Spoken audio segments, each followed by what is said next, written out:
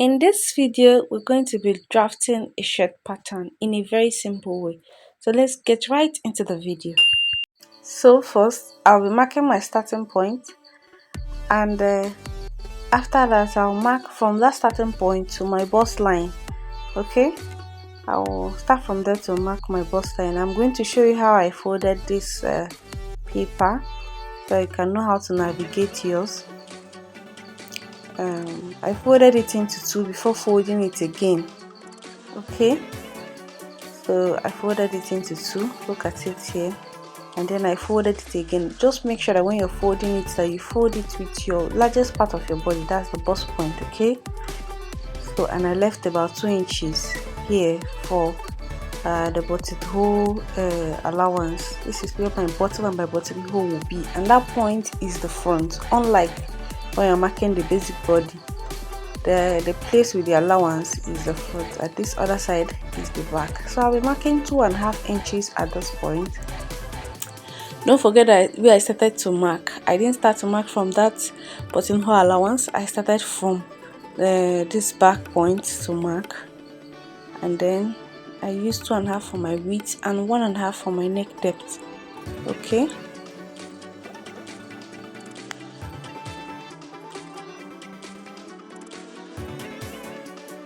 for the front neck, I will slant my tape from this 2.5 inch to 4 inches. Okay, I want to ensure that at the end of the day I have 17 inches round the circumference, not now but later on. Okay, so I will just mark this now and cover it. Don't forget that I have a slanted 4 for my neck width, for my neck depth rather, please, for my neck depth. Okay, so from here now I'll mark my shoulder measurement. I'll mark 8 inches for my shoulder. I'll come down by 1 inch. This is for my shoulder slant. Then I'll connect to the neck. Okay, it's that simple. So after that, I will mark my armhole, and don't forget how to calculate your armhole. Is your bust divided by 6 plus 1.5 inches. So my bust divided by 6 plus 1.5 inch gave me 8.2. okay, so please do that, calculate yours so you can know how to calculate your armhole measurement. So I just would, and then I'll curve. But don't forget again that for the front armhole, at that point where I have 8.2, I will divide it into 2. That will be 4.1. At that point where I have 4.1, I'll go in by 1 inch at this point, and then connect these 3 points. This is the upper part, this dotted line, and the ending side. So just like this, I'll connect it like this. This is for the front armhole. I'll mark the back one later so I can know how to cut mark the depth. So I'm just marking my bust points, my bust measurements actually. Then from my starting line, I just marked my half length so that I can mark my half length measurement here.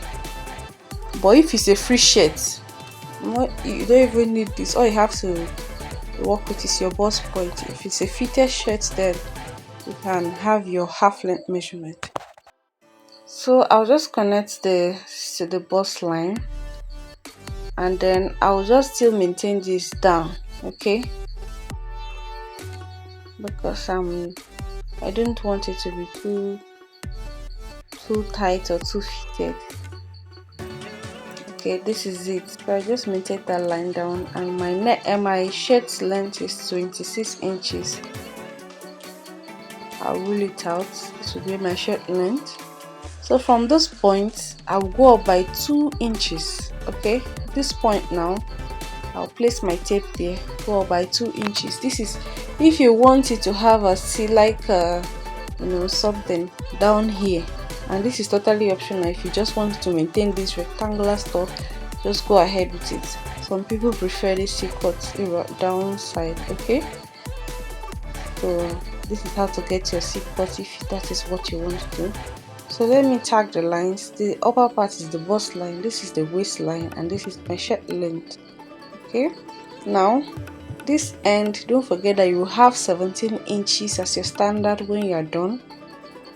And this is almost everything for this shirt. Cutting a shirt is so simple and it's so easy to make, just once you know the basic way. And I'm cutting it together. I'm not cutting the front one, I'm cutting the back one. I'm just cutting it together.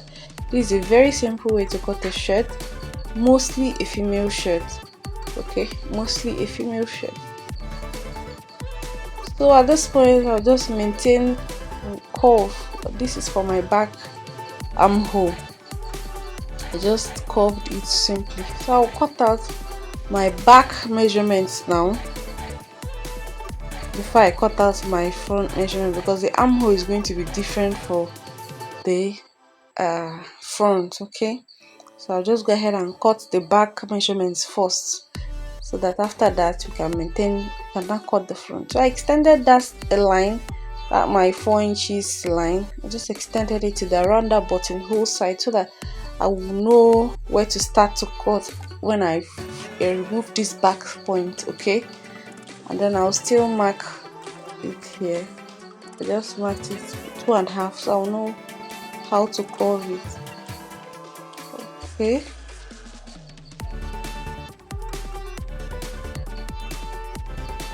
so simply I'll just curve it right now, since I've established the points. Just this way, and then this is the front. Don't forget, the one that has 2 openings is the front. Then for the armhole, I still dotted the lines, and then I gave it a notch at the lower side, so that I will know how to cut my armhole. So I'm just cutting out my shoulder slant and my back neck, because I'm cutting together. So right now I'll remove the back measurement and cut out the front neck and the front armhole. Don't forget, I marked that point, so I'll just cut out the front armhole. Very simply, and this is just it. This is the front. Don't forget that we left 2 inches here. That's for the button and the buttonhole allowance. Okay, so when I'm sewing, I'll fold it like this, and then run my stitch.